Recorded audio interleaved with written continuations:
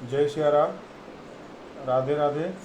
मैं प्रेम मिश्रा एक बार फिर से आप सभी का श्री रामचरितमानस पाठन सेशन में स्वागत करता हूँ। हम अयोध्या कांड पढ़ रहे हैं और आज हम दोहा क्रमांक 240 से आगे पढ़ेंगे। आशा करता हूँ अगर कोई त्रुटि होगी तो क्षमा करेंगे। दीन दयाल बिरद सम भारी, हरहु नाथ मम संकट भारी। प्रसंग इस तरह से है कि श्री भरत जी श्री राम जी को मिलने के लिए वन में गए हैं अपने प्रजा माताओं और गुरुजन के साथ, और जहाँ पर उनका निवास स्थान है, उनकी कुटिया है, वहाँ पर भरत जी पहुँच गए हैं और श्री राम जी को देखकर उनके चरणों में साष्टांग दंड की तरह गिर पड़ते हैं और श्री राम जी उनको अपने बाहों में भर लेते हैं उठा के। इसके आगे का प्रसंग है। मिलन प्रीति किम जाई बखानी, कवि कुल अगम करम मन बानी। परम प्रेम पूरन दो भाई, मन बुद्धि चित अहमित बिसराई। श्री तुलसीदास जी कहते हैं कि मिलन की प्रीति कैसे बखानी जाए, वह तो कवि कुल के लिए कर्म मन बानी तीनों से अगम है। दोनों भाई भरत जी और श्री राम जी मन बुद्धि चित्त और अहंकार को भुलाकर परम प्रेम से पूर्ण हो रहे हैं। कहु सुप्रेम प्रगट को करई, केहि छाया कवि मति अनुसरई। कभी ही अर्थ आखर बलु साचा, अनुहरि ताल गति ही नटु नाचा। कहिए उस श्रेष्ठ प्रेम को कौन प्रकट करे, कवि की बुद्धि किसकी छाया का अनुसरण करे। कवि को तो अक्षर और अर्थ का ही सच्चा बल है, नट ताल की गति के अनुसार ही नाचता है। अगम स्नेह भरत रघुबर को, जहन जाय मनु विधि हरिहर को। सो मैं कुमति कहो के ही भांति, बाज सुराग की गाडर ताती। भरत जी और श्री रघुनाथ जी का प्रेम अगम्य है, जहाँ ब्रह्मा विष्णु और महादेव का भी मन नहीं जा सकता। उस प्रेम को मैं कुबुद्धि किस प्रकार कहूँ। भला गाडर की तात से भी कहीं सुंदर राग बज सकता है। तालाबों और झीलों में से एक तरह घास होती है, उसे गाडर कहते हैं।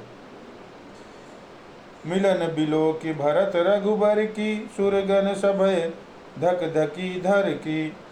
समुझाए सुर गुरु जड़ जागे, बरसि प्रसून प्रशंसन लागे। भरत जी और श्री रामचंद्र जी के मिलने का ढंग देखकर देवता भयभीत हो गए, उनकी धुकधुकी धड़कने लगी। देव गुरु बृहस्पति जी ने समझाया, तब कहीं वे मूर्ख चेते और फूल बरसाकर प्रशंसा करने लगे। दीन दयाल बिरद सम भारी, हरहु नाथ मम संकट भारी। मिलि सपेम रिपुसूदन ही, केवट भेटे हु राम। भूरि भाई भेटे भरत, लक्ष्मण करत प्रणाम। दीन दयाल बिरद सम भारी, हरहु नाथ मम संकट भारी। फिर श्री राम जी प्रेम के साथ शत्रुघ्न जी से मिलकर तब केवट निषाद राज से मिले। प्रणाम करते हुए लक्ष्मण जी से भरत जी बड़े ही प्रेम से मिले। भेटे लखन ललकी लघु भाई, बहुरी निषादु लीन उरलाई।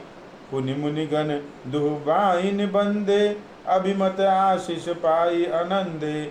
तब लक्ष्मण जी ललक कर बड़ी उमंग के साथ छोटे भाई शत्रुघ्न से मिले। फिर उन्होंने निषाद राज को हृदय से लगा लिया। फिर भरत शत्रुघ्न दोनों भाइयों ने उपस्थित मुनियों को प्रणाम किया और इच्छित आशीर्वाद पाकर वे आनंदित हुए। सानुज भरत उमगी अनुरागा, धरि सिर सिय पद पद्म परागा। पुनि पुनि करत प्रणाम उठाए, सिर कर कमल परसि बैठाए।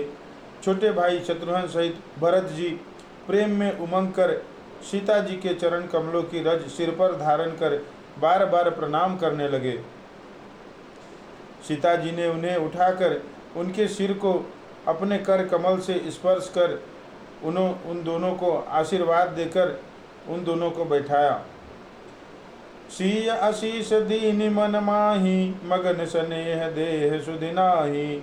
सब विधि सानुकूल लखि सीता, बेनिसोच और अपडर बीता। सीता जी ने मन ही मन आशीर्वाद दिया, क्योंकि वे स्नेह में मगन हैं, उन्हें देह की सुधविद नहीं है। सीता जी को सब प्रकार से अपने अनुकूल देखकर भरत जी सोच रहित हो गए और उनके हृदय का कल्पित भय जाता रहा। को किछु कहे न को किछु पूछा, प्रेम भरा मन निज गति छूछा। तेहि अवसर केवट धीरज धरि, जोरी पानी बिनवत प्रणाम करी। उस समय न तो कोई कुछ कहता है न कोई कुछ पूछता है, मन प्रेम से परिपूर्ण है, वह अपनी गति से खाली है, अर्थात संकल्प विकल्प और चांचल्य से शून्य है। उस अवसर पर केवट निषाद राज धीरज धर और हाथ जोड़कर प्रणाम करके विनती करने लगे। दीन दयाल बिरध सम भारी, हरहु नाथ मम संकट भारी। नाथ साथ मुनि नाथ के, मातु सकल पुर लोग। सेवक से नप सचिव सब, आए बिकल वियोग। दीन दयाल बिरध सम भारी, हरहु नाथ मम संकट भारी।